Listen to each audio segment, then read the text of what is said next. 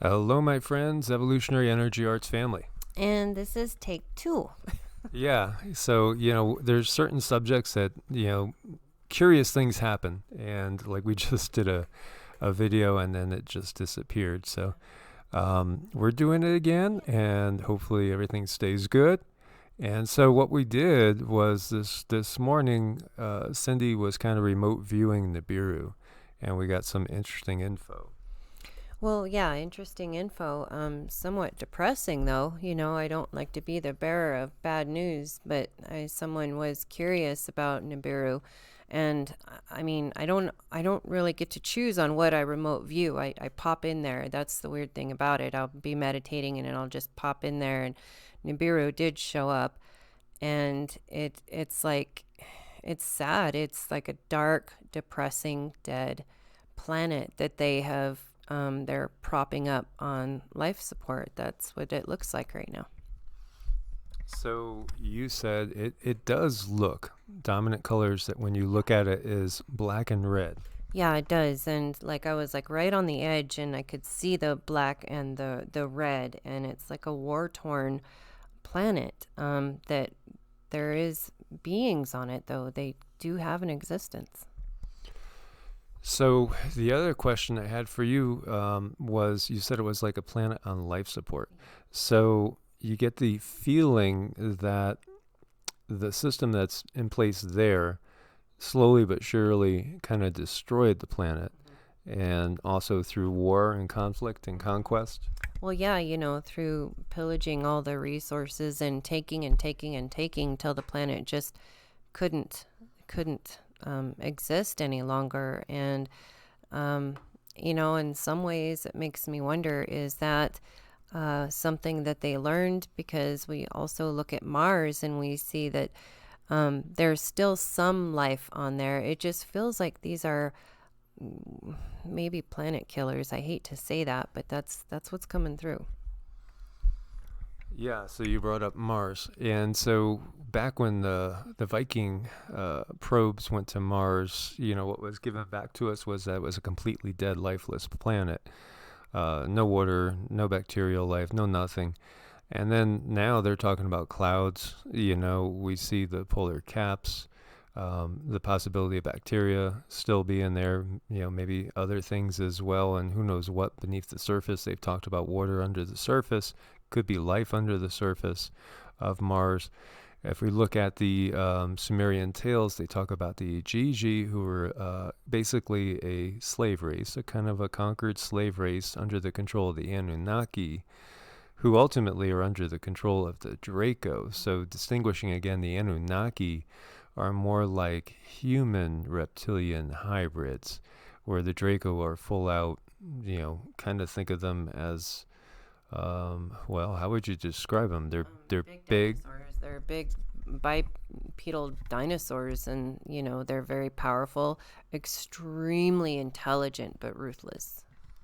So kind of, taking a cross between a T-Rex and maybe a Velociraptor with high intelligence and the ability to manipulate matter and minds. Definitely, they are powerful beings. And, the problem with beings having that much power is, especially these ones, is they do what they do to survive, and there's nothing that stands in their way. There's no mercy, no nothing. So interestingly, Mars got a war, right? And obviously there was war that happened there. A lot of people think it's obvious that there was massive war, perhaps nuclear warfare or what have you going on there that robbed the planet of most of its atmosphere and caused it to be what we see today. But perhaps that planet still is somewhat salvageable. Maybe it could be terraformed and brought back. Um, that's interesting. But you said that when you look at Nibiru, it's even worse than Mars. It's way worse. Well, yeah, it's way worse. It's dead. They've pretty much essentially turned it into a ship, and that's what these beings are. They live on. Any type of life cannot exist from that planet because it's completely dead. So if somebody does have any plants or anything, it's artificially being kept alive. So as it was being, raped and pillaged and abused, they were just basically being forced to turn it into a ship Yeah.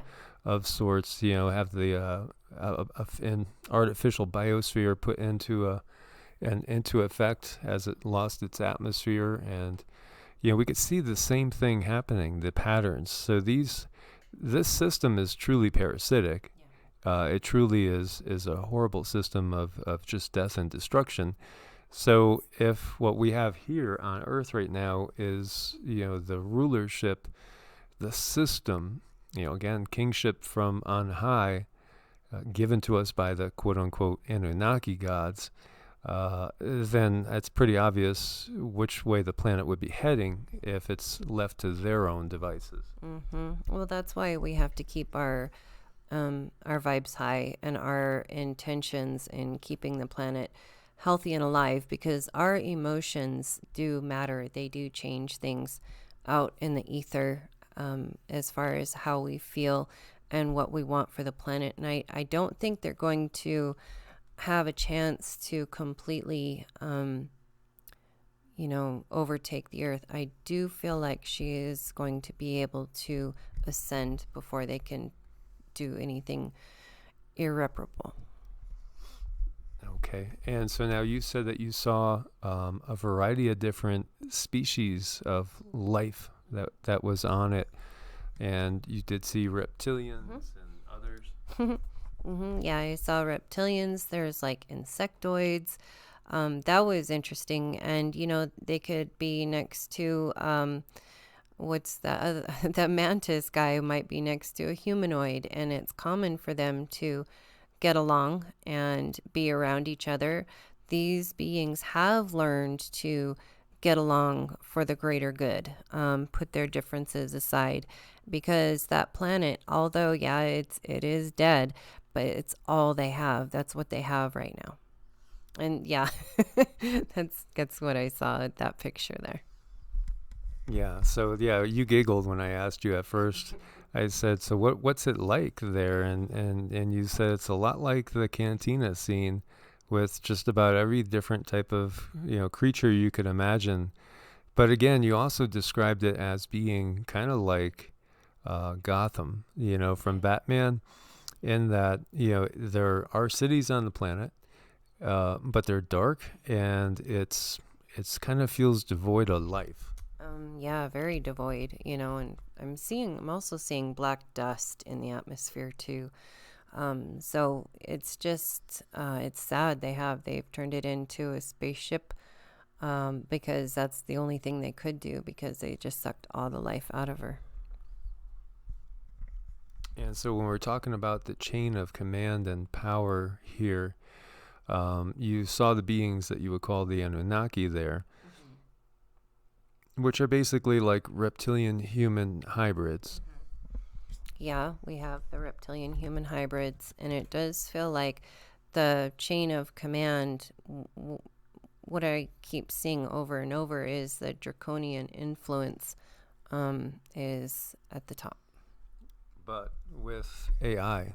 Yeah, mixed with AI, and somehow they've gotten to where they can work with it, so that the AI does the rest of the work for them. And so, I had asked you, do you feel that the Draco are at the top or the AI is at the top? It's a tough one. It's like they're enmeshed now. There can't be one without the other. I feel they probably need the AI. It's okay to survive at this point. At this point, because it has gotten pretty big. Well, that sounds like what they're going to try to do to us with the NANO tech. And, we know there's been programs spraying in the sky, all sorts of things. And then, of course, we have, the talk of inoculations to come. And, that feels like what they have done to Nibiru and what was done to Mars is what they plan to do with Earth. Yeah, they do. And it's really important where we hold our intention and how we work together as humans, and live let live. That's really, really important, and work together and accept each other's what you might perceive faults, and know that people have different challenges and they might not think like you do. They might not be where you're at on a soul journey, and just accept that. And but at the same time, with continuing to raise the vibration and have good intentions for our planet.